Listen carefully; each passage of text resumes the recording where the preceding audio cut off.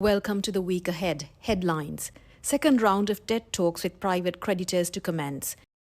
Influx of US tourists expected as UK relaxes travel advisory. Island-wide inflation statistics to be released.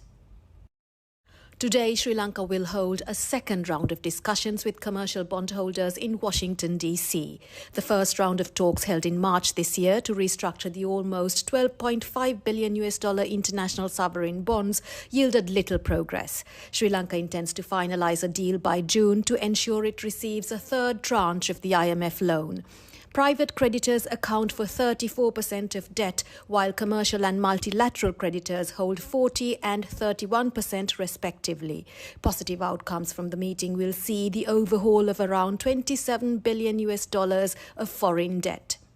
From this week, Sri Lanka will gear itself to receive an increased number of tourists from the United Kingdom. Last week, the UK government relaxed its travel advisory on Sri Lanka, warning indiscriminate potential attacks in places frequented by foreigners. However, it is considered that 3 out of 4 British tourists may still turn down travel based on this travel advisory given by the Foreign and Commonwealth Office. Since the start of this year, around 65,000 British tourists have visited Sri Lanka, up 115% from a year earlier.